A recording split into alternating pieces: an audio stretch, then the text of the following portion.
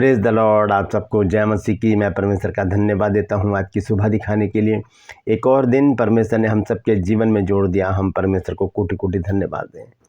एक नया संदेश लेकर मैं आपका दोस्त पास्टर राजमसी आपके सम्मुख उपस्थित हूँ और आप देख रहे हैं मेरा यूट्यूब चैनल जिसका नाम है ब्रदर राजमसी। मैं आपसे गुजारिश करता हूँ मेरे इस चैनल को सब्सक्राइब कीजिए, बेल आइकन को दबाइए ताकि नोटिफिकेशन आपके पास पहुँचे। नया वीडियो, नई जानकारी बिना व्यवधान, बिना रुकावट के आपके पास पहुँच जाए। मेरे वीडियोज़ को लाइक कीजिए और शेयर कीजिए और कमेंट्स बॉक्स में आकर मुझसे ज़रूर बातचीत कीजिए। Praise the Lord. आज का संदेश जो है वो क्रिसमस से रिलेटेड है, क्योंकि 2-3 दिन बाद जो है वो क्रिसमस हमारे सामने होगा। 25 दिसंबर को पूरा संसार प्रभु यीशु मसीह के जन्म की खुशी मनाता है। तो इस संदर्भ में आज हम जानेंगे कि आज का जो वचन है वो है कि क्रिसमस मनाना है तो ये 6 काम करें। बहुत ज़रूरी काम है। 6 काम मैं आपको बता रहा हूँ, वो बहुत ज़रूरी हैं। अगर ये काम हमने कर दिया तो हमारा क्रिसमस प्रतिदिन है, रोज़ है, हर समय है, हर वक्त है। ज़रूरत किस बात की इस काम को करने की, क्योंकि ये काम ही नहीं है, ये प्रभु यीशु मसीह की आज्ञाएं भी है जिन्हें हमें अपने जीवन में पूरा करने की आवश्यकता है, ज़रूरत है। Praise the Lord. तो बने रहिए मेरे साथ, पूरा संदेश सुनिए और इसे शेयर कीजिए ताकि और भी लोग इन बातों को जान सकें। ट्रूपर्स में आज का सवाल है कि कैफा कौन था?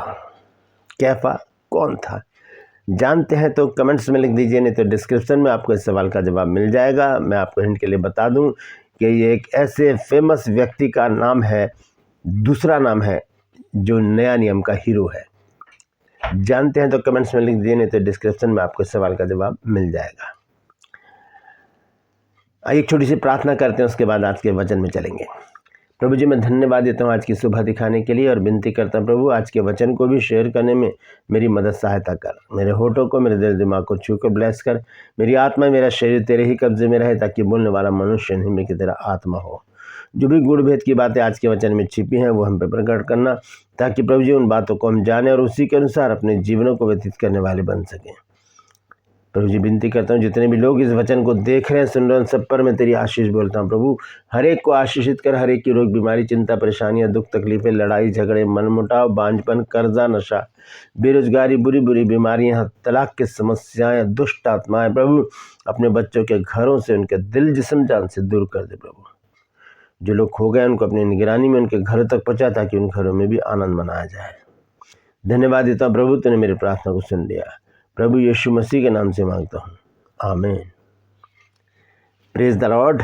तो आइए आज के संदेश को शुरू करेंगे, लेकिन उससे पहले मैं आपको बता दूं, एक भाई हैं जो मेरे सब्सक्राइबर हैं, कहते हैं कि मैं बहुत आपका आदर करता हूं। तो उन्होंने कहा है कि आप आखिर में यीशु के नाम से आमीन मांगते हैं। आपको कहना चाहिए यीशु नासरी के नाम से आमीन, क्योंकि यीशु तो किसी का भी नाम हो सकता है। बात उनकी सही है, लेकिन मैं एक बार बता दूं कि जब हम विश्वासी लोग जब हम यीशु का नाम लेते हैं तो हमारे दिमाग में एक ही नाम होता है और एक ही शख्सियत होती है, और वो है हमारा प्रभु यीशु मसीह। हम किसी दूसरे यीशु को महत्व नहीं देते, हम किसी दूसरे और इसी नाम के व्यक्ति को क्या कहते हैं उसको महत्व नहीं देते। तो ये बात जो है, क्योंकि प्रभु जानता है कि कौन मुझसे प्रार्थना कर रहा है, कौन मुझसे प्रार्थना कर रहा है। और जो हम प्लेटफॉर्म है, जब हम देख रहे हैं जो चीज़, तो उस पर भी हमें फोकस करना चाहिए कि एक पास्टर आपके सामने है तो वो यीशु मसीह को छोड़ और किसी और व्यक्ति का नाम लेकर आमीन क्यों बोलेगा। तो सॉरी ब्रदर, फिर भी मैं कोशिश करता हूँ कि आने वाले दिनों में मैं यीशु नासरी के नाम से आमीन बोलूँ। Praise the Lord. तो आइए आज के संदेश को शुरू करेंगे। संदेश है क्रिसमस मनाना है तो ये 6 काम करें। 6 काम है, धीरे धीरे बात करेंगे आगे चलकर, और पूरा संदेश सुनकर इसे आप शेयर करें ताकि और भी लोग इन बातों को जानें। तो इसको जानने के लिए हमें पढ़ना पड़ेगा मत्ती रचित सुसमाचार 25 अध्याय और उसके 31 पद से मैं पढ़ूंगा और 40 पद तक। देखिए क्या लिखा है यहाँ पर। लिखा, जब मनुष्य का पुत्र अपनी महिमा में आएगा और सब स्वर्गदूत उसके साथ आएंगे तो वह अपनी महिमा के सिंहासन पर विराजमान होगा और सब जातियां उसके सामने इकट्ठी की जाएंगी। सारी जातियां, सारे कस्बे, सारे शहर, सारे देश, स्त्री, पुरुष, बुजुर्ग, बच्चे, सब प्रभु यीशु मसीह के सामने इकट्ठे किए जाएंगे, सब लोग। और आगे लिखा है कि जैसा चरवाहा भेड़ों को बकरियों से अलग कर देता है, वैसा ही वह एक दूसरे को एक दूसरे से अलग करेगा, उन्हें एक दूसरे से अलग कर देगा। जैसे उत्पत्ति में हम पढ़ते हैं परमेश्वर ने अंधेरे को उजाले से अलग कर दिया, ऐसे इस समय भी होगा जब प्रभु यीशु मसीह अपने आगमन में आएंगे। तब क्या करेंगे, भेड़ों को और बकरियों को अलग अलग कर देंगे। और मैं आपको बताऊं कि भेड़ और बकरियों में बड़ी खासियत होती है। दोनों में भेड़ जो होती है बहुत सीधी चाल चलती है, एक भेड़ जाएगी उसके पीछे सारी भेड़ उधर को ही चलती चली जाएंगी। लेकिन बकरियां जो है वो चंचल स्वभाव की होती है, उछल कूद मचाती है, इधर गई उधर गई इधर गई उधर गई।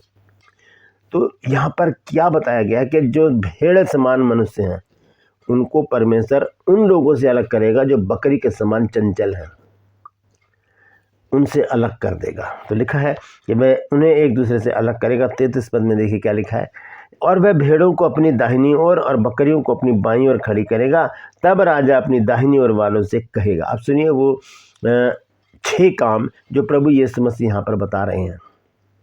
यही हमारा सच्चा क्रिसमस है, यही हमारा सच्चा क्रिसमस है। तो इसको समझने की ज़रूरत है, क्योंकि बहुत ज़रूरी है परमेश्वर के वचन की बातों को गहराई से सच्चाई से जानना।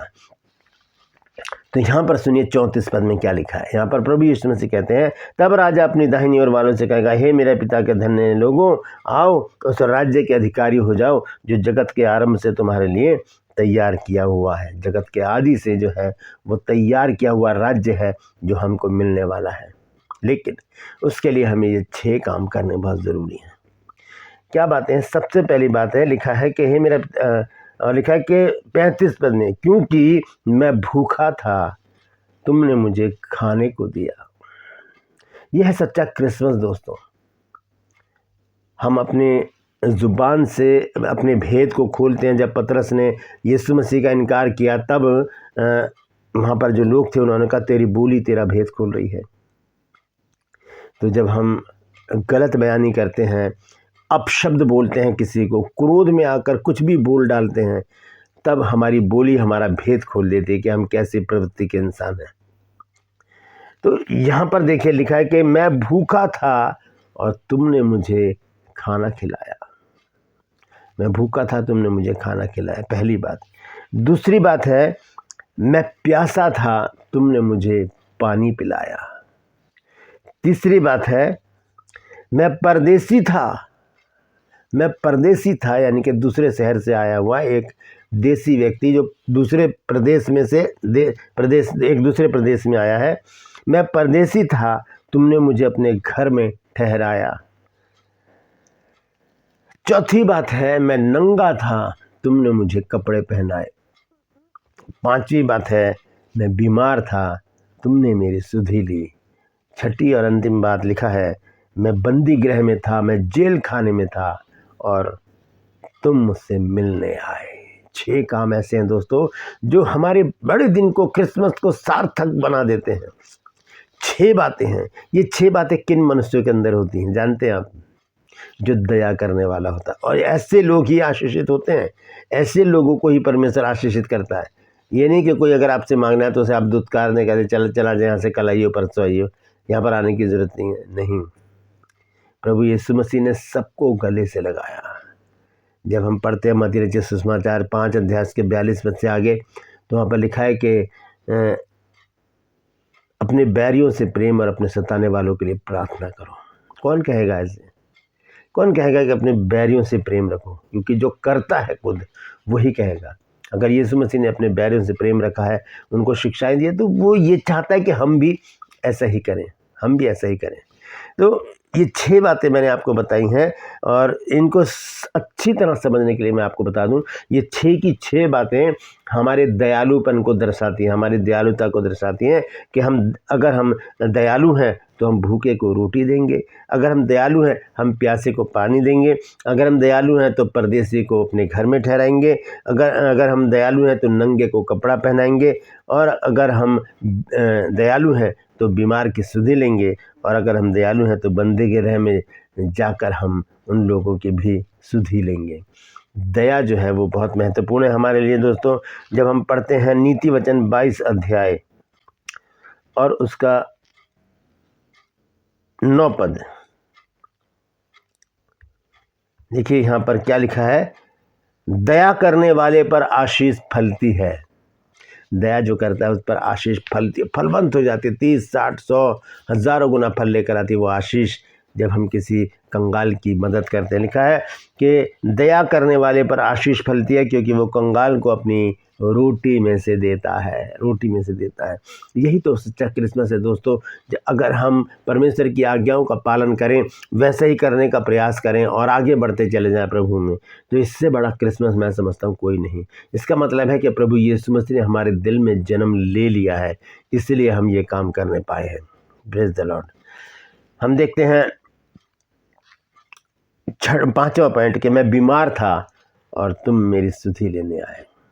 मैं बंदी गृह में था, तुमने मेरी देखभाल की। आइए देखेंगे, वापस चलते हैं वहाँ पर मत्ती रचित सुसमाचार में, और उसका पढ़ेंगे हम 32 अध्याय, मैथ्यू चैप्टर 25 वर्स 31 to 40। तो यहाँ पर हम देखते हैं 32-33 नंबर पद में लिखा है, और भेड़ों को अपनी दाहिनी ओर और बकरियों को अपनी बाईं ओर खड़ी करेगा। तब राजा अपनी दाहिनी ओर वालों से कहेगा कि हे मेरे पिता के धन्य लोगों, आओ उस राज्य के अधिकारी हो जाओ जो जगत के आदि से तुम्हारे लिए तैयार किया गया है। किन से कहेगा? उनसे जो दया से भरे हुए हैं। लिखा है, क्योंकि मैं भूखा था तुमने मुझे खाने को दिया, मैं प्यासा था तुमने मुझे पानी पिलाया, मैं परदेसी था तुमने तुमने मुझे अपने घर में ठहराया, मैं नंगा था तुमने मुझे कपड़े पहनाए, मैं बीमार था तुमने मेरी सुधि ली, मैं बंदी गृह में था तुम मुझसे मिलने आए। कितनी बड़ी बड़ी बातें हैं ये। यीशु मसीह ने कहा कि ये काम तुमने करने हैं। चेले कहते हैं यहाँ पर, ये जो लोग हैं वो कहते हैं कि हमने कब तुझे नंगा देखा या कपड़े पहनाए, कब तुझे भूखा देखा या खाना खिलाया, कब हमने तुझे प्यासा देखा कि पानी पिलाया? हमने तो ऐसा कभी नहीं किया। तो प्रभु यीशु मसीह का जवाब सुनिए क्या है। 37 और 38 लिखा, तब धर्मी उसको उत्तर देंगे कि हे प्रभु, हमने कब तुझे भूखा देखा और प्यासा देखा और खिलाया और प्यासा देखा और पानी पिलाया? हमने कब तुझे परदेसी देखा और अपने घर में ठहराया, या नंगा और कपड़े ठहराया, या नंगा हो देखा और कपड़े पहनाए?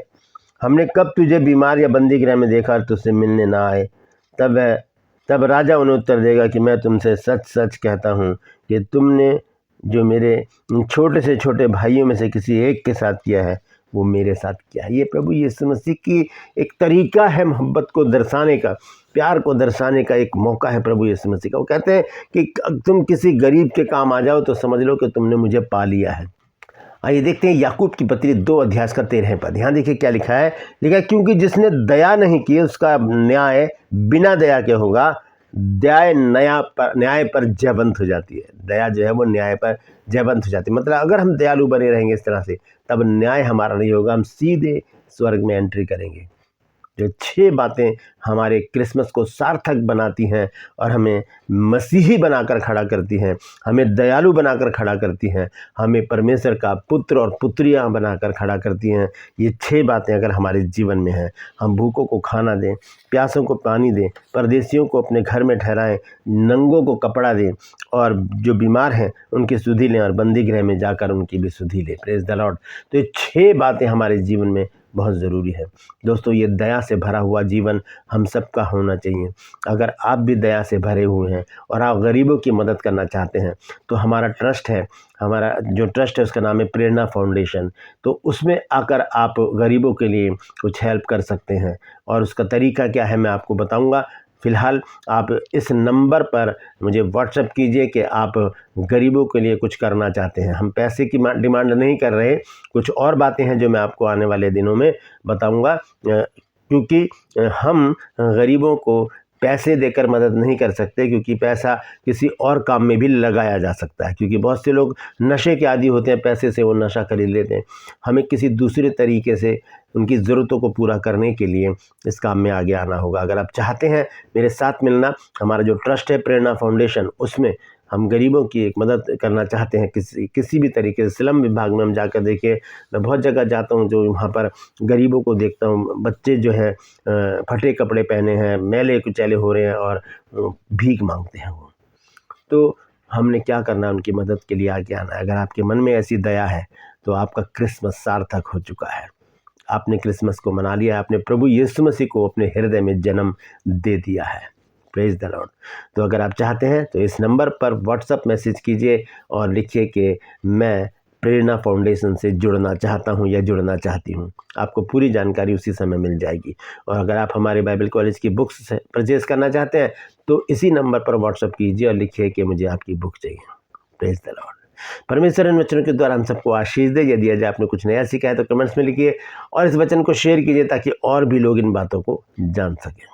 Praise the Lord. True pulse में आज का सवाल है कि कैफा कौन था? नाम है कैफा, उसका दूसरा नाम क्या है कैफा का? जानते हैं तो कमेंट्स में लिख दीजिए, तो डिस्क्रिप्शन में आपको इस सवाल का जवाब मिल जाएगा।